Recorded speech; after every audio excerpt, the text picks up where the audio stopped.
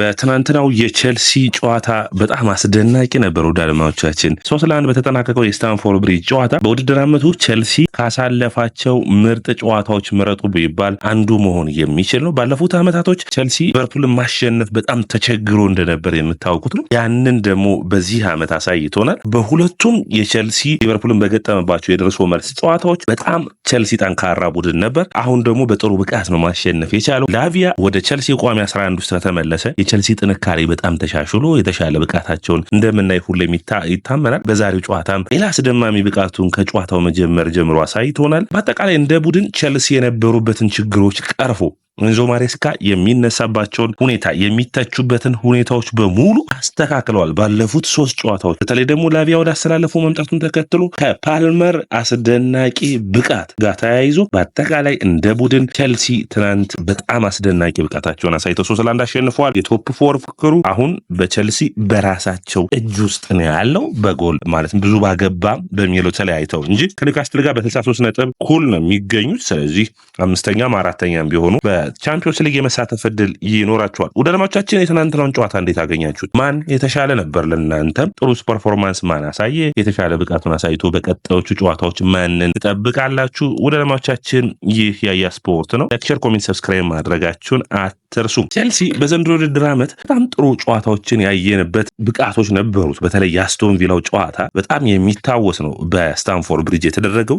ከዛ ውጭ ሁለተኛ ጨዋታ የሚሆነው በኔ እይታ ይህ ጨዋታ ነው። በጣም አስደማሚ ፐርፎርማንስን ያሳዩት። በተለይ አንደኛ የቼልሲ የቻምፒዮንስ ሊግ ተስፋውን በጣም ከፍ ያደረገበት ነበር። በሊቨርፑል ደግሞ ዋንጫውን አሸንፈናል የሚል መዘናጋቶች ይታያል። ነገር ግን በመጨረሻ እነዚህን ነገሮች በሚገባ መጠቀም መቻል ውጤታማ የሚያደርጋቸው ይሆናል። ያንን ደግሞ በሚገባ አከናውኖታል። ወዳጆቻችን በዚህ ምን አስተያየት አላችሁ? የእናንተን አስተያየት የምጠብቅ ነው የሚሆነው። ስለ ጨዋታው የምንላችሁ ነገሮች ይኖሩናል። ምን ያክል ቼልሲ ቻምፒዮንስ ሊግ ተሳትፎ እድል አለው? የላቪያ መመለስ፣ የፓልመር ወደ ብቃቱ መመለስ፣ የሊቨርፑል ደግሞ ያጨራረስ ችግር እና የብዙ ተጫዋቾች ተቀያሪ ቤንች ላይ የመሆን ጉዳይ በጣም አሳሳቢ እንደሆነ እንደቀጠለ ነው። የመጀመሪያው መረጃችን የሚሆነው ወዳጆቻችን በጨዋታው ላይ በእናንተ እይታ በተለይ በቼልሲ በመጀመሪያዎቹ ደቂቃዎች ካሰላለፉ ጀምረን እንየው። እንግዲህ በመጀመሪያዎቹ ደቂቃዎች እንግዲህ ፈጣን የሆነ የላቪያ የካይሴዶ ኢንቨርትድ ፉልባክ ሆኖ መሰለፍ በጣም ትልልቅ ለውጦችን ሲያመጣ ይታያል። ቼልሲ እንደ ቡድን ካያችሁት ትናንትና ሳንቼዝ ጥሩ ነበር፣ ምን ይሄ ነው የሚባል ስህተቶችን አልሰራም። የቻሎባና የኮልዊል ጥምረት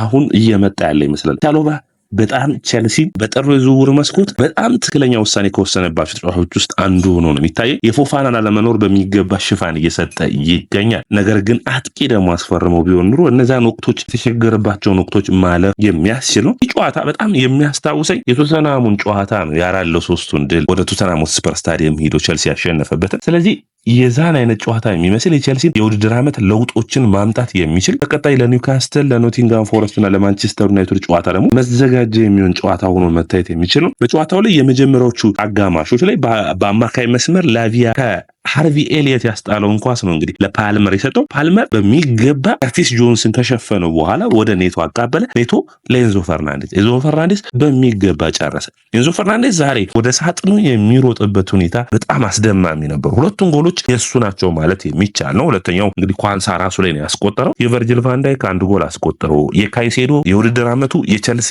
ምርጥ ተጫዋች ተብሏል። ወደ አድማጮቻችን ስለ ካይሴዶ ሌሎች ፕሮግራሞችን ምንሰራ ይሆናል። ግን የውድድር ዓመቱ የቼልሲ ተጫዋች ተብሏል። በጣም ምርጥ ፐርፎርማንስ ፔናልቲውን አስገኘ። ከአማካይ መስመር ተነስቶ መሆኑን መርሳት የለባችሁም። ወደ አድማጮቻችን እንግዲህ ከ18 ጨዋታዎች በኋላ ፓልመር ደግሞ ጎል ማስቆጠር ችሏል። የቼልሲ ይህ ድል ይህ 3 ነጥብ በጣም አስፈላጊ ነው። አንደኛ ካልተጠበቀው ሊቨርፑል ነጥቡን ማግኘቱ ምንም እንኳን ለሊቨርፑል ጋርድ ኦፍ ኦነር ወይም ደግሞ የክብር ፕሮግራም ቢያደርግላቸው፣ ነገር ግን ካልተጠበቀው ሊቨርፑል ነው ይህንን ነጥብ መሰብሰብ የቻለው። አስፈላጊ ነጥብ ነበር። በጥሩ ብልጫ ማሸነፍ የሚገባው ቡድን አሸንፏል። ከ4 ወራት በኋላ ነው እንግዲህ እንደ ቼልሲ እንደ ቡድን ተፎካካሪ ሆኖ በስነ ስርዓት በሚባል ሁኔታ ትልልቅ ቡድኖችን ማሸነፍ የቻለው። እንግዲህ በቻምፒዮንስ ሊጉ ተሳትፎ ከማንቸስተር ሲቲ፣ ኒውካስትልና ኖቲንጋም ፎረስት፣ አስቶን ቪላ የሚጠበቅ ነው የሚሆነው። ሲቲ ወልቭስን 1-0 ማሸነፉ የሚታወስ ነው። ኒውካስትል 1-1 መውጣቱ የሚታወስ ነው ከብራይተን ጋር። ኖቲንጋም ፎረስት ዛሬ ከክሪስታል ፓላስ ጋር የሚጫወት ይሆናል። አስቶን ቪላ እንግዲህ ሽንፈት እንዳስተናገደ የምታውቁትን አስቶን ቪላ ማሸነፉ የሚታወስ ነው። ስለዚህ በአጠቃላይ ያሉትን የቡድኖችን ውጤት በምናይበት ጊዜ በደረጃ ሰንጠረዡ ላይ እንግዲህ ማንቸስተር ሲቲ በ64 ነጥብ፣ ቼልሲ በ1 ነጥብ ዝቅ ብሎ ከኒውካስትል በጎል ብቻ ተበልጦ 63 ነጥብ ላይ ይገኛል። ስለዚህ ከማንቸስተር ሲቲ ከስር አልጠፋም። ራሱ ቼልሲ ምን ያክል ጠንካራ እንደሆነ የሚያሳይ ነው። ሁለተኛ ካለው ከአርሰናል ራሱ ያላቸው የነጥብ ልዩነት 4 ነው። ኖቲንጋም ፎረስት እንግዲህ 60 ነጥብ ይኖራቸዋል። ነገር ግን ኖቲንጋም ፎረስት ከፓላስ ጋር ዛሬ የሚጫወት ጨዋታ በጣም ወሳኝ ነው የሚሆነው። ሌላኛው የሚሆነው አስቶን ቪላ ነው። ስለዚህ በቀጣይ ያለበትን ጨዋታዎች ማሸነፍ ለቼልሲ አስፈላጊ ነው የሚሆነው። የሊቨርፑል ብዙ ተጫዋቾችን መቀየር ግን ለቼልሲ ደግሞ ሌላ እድልን የፈጠረ ነው። ለምሳሌ ኢብራሂማ ኮናቴን ቦታው ላይ መሰለፍ የነበረበት ሮበርትሰን አልነበረም። ግራቨንበርግ፣ ማካሊስተር፣ ሶቦዝ ላይ እነዚህ ተጫዋቾች አልነበሩለት። እንግዲህ ተሰልፎ የነበሩት ኳንሳ፣ ሴሜካስ እንዲሁም ደግሞ ውድድር ዓመቱ ላይ ያላየናቸው ኤንዶን ዋተሬንዶ እና እንዲሁም ደግሞ ከርቲስ ጆንስን ነበር ያጣመረው። ስለዚህ በተለይ ሃርቪ ኤሊየት እና ሌሎች አብረው እስከሚዋሃዱ ሚልፊልዱ ለመጀመሪያ ጊዜ ነበር አብረው የተሰለፈው። በፍጥነት ቼልሲ ጎሎችን አስቆጥሯል። ይህ ጎል ደግሞ ወደ ጨዋታው ቶሎ እንዲገባ ውጤታማም እንዲሆን ቼልሲን አግዞታል። የኤንዞ ወደ አጥቂነት መስመር የሚሮጣቸው ሩጫዎች ግን በተከላካይ ላይ ጀርባ ሽፋኖች የሚሰጡት ከሆነ በውድድር ዓመቱ ላይ 6 ጎሎችና 7 አሲስቶችን በእንግሊዝ ፕሪሚየር ሊግ ደርሷል። 15 የጎል ተሳትፎ ላይ ደርሷል። አጠቃላይ በውድድር ዓመቱ ካያችሁት እንኳን ወደ 20 የሚደርስ የጎል ተሳትፎ አድርጓል። ይህ ጥሩ የሚባል የኤንዞ ፈርናንዴዝ ብቃት መቀጠል ያስፈልገዋል። በውድድር ዓመቱ ብቻ ሳይሆን ከአምና አንጻር አምና 2 ጎልና 3 አሲስት ነው የነበረው። 15 የጎል ተሳትፎ በእንግሊዝ ፕሪሚየር ሊግ ላይ መድረሱ ያክል ያጫወት ስታይሉን የቦታ አያያዙን እያሻሻለ እንደመጣ የሚያሳይ ነው የሚሆነው። ካይሴዶ እንግዲህ ጨዋታው ላይ ጥሩ ፐርፎርማንሱን አሳይቷል። ላቪያ ሲኖር ካይሴዶ በጣም የተለየ ነው። ያንን ብቃቱን ማሳየት ደግሞ አስፈላጊ ነው የሚሆነው። ሌላኛው የሚሆነው ደርማቻችን እዚህ ጋር መወያየት የሚጠበቅብን የላቪያ በሁለት ጨዋታዎች ላይ ያሳየው ድንቅ ብቃት ነው። በባለፈው ሳምንት ጥሩ ፐርፎርማንሱን አሳይቶ ቼልሲ እንዲያሸንፍ ኤቨርተንን አግዞት ነበር። አሁን ደግሞ በጥሩ ብቃት በሚባል ሁኔታ የቼልሲ በተለይ ላቪያ ሲኖር የመከላከል መስመሩ ጠንካራ ነው የሚሆነው። ሳንቼዝ አይቸገርም፣ ጃክሰን አይቸገርም። ለጃክሰን ቀጥተኛ ለካውንተር አታክ ምቹ የሆኑ ኳሶችን ያቃብላል።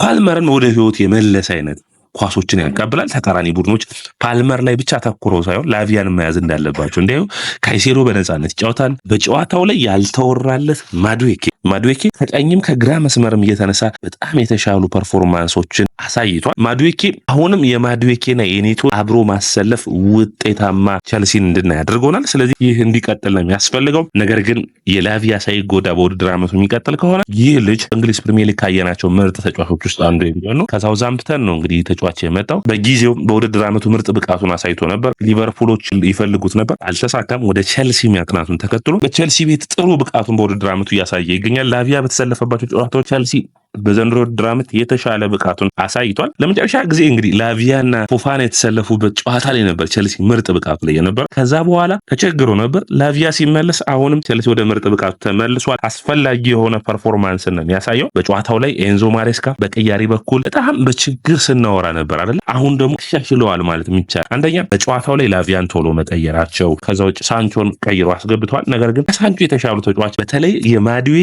በግራ መስመር ላይ ተሰልፎ ኢንቨርትድ እያደረገ ሲገባ በግራ እግሩ አልገመት ብሏል። 2-3 እድሎችን አግኝቶ ነበር፣ መጠቀም ይጠበቅበታል። ነገር ግን ሩጫዎቹ በጣም የሚያሰጋው ነው ይታያሉ። የኔቶ ሩጫዎች ፓልመር ዛሬ በነፃነት የተጫወተ በተለይ የመጀመሪያው ጎል ሲቆጠር የኒውካስትሉን ጎል የሚያስታውስ በስታንፎርድ ብሪጅ ቼልሲ ኒውካስትልን ባሸነፈበትን ጨዋታ የሚያስታውስ ነበር። በጣም ጥሩ ፐርፎርማንስ አሳይቷል እንደ ቡድን። ሌላኛው የሚሆነው እንግዲህ ቼልሲ በቀጣይ የሚጫወተው ጨዋታ ዩርገንደንን ወደ ፍጻሜ ለማለፍ በቀላል ጨዋታ ይጠበቀዋል። ከዛ በኋላ በሳምንቱ መጨረሻ ተጠባቂ የሆነው የኒውካስትሉ ጨዋታ የሚመጣ ይሆናል። የኒውካስትል ጋር እኩል ነጥብ በጎል ክፍያ ብቻ ተባላልጠው ነው ወደ ሴንት ጄምስ ፓርክ የሚያቀነው። የላቪያ መኖር በጣም አስፈላጊ ነው። ኖቲንግሃም ፎረስት እና ኒውካስትል ላይ አትሊስት 4 ነጥቦችን መሰብሰብ ከቻለ በኔ እይታ ሶስቱ ጨዋታዎች ከዚህ በፊትም እንዳወራ ቼልሲ 9 ነጥቦችን ሳይሆን 7 ነጥቦችን የሚያሸንፍ ከሆነ 7 ነጥብ ላይ የሚደርስ ከሆነ ማሸነፍ ይችላል። ምክንያቱም አንደኛ ኖቲንግሃም ፎረስትን ወይም ኒውካስትል ማሸነፍ ከቻለ ከሁለት አንዷን ጨዋታ ከሜዳ ውጭ የሚጫወታቸውን አንዱን ማሸነፍ ግድ ይለዋል። በአንዱ አቻ ቢወጣ በቀጥታ የቻምፒዮንስ ሊግ ተሳትፎውን የሚያገኝ ይመስለኛል። ምክንያቱም ሌሎች የቀራቸውን ጨዋታዎች በምትበት ጊዜ ራሱ በጣም አሳሳቢ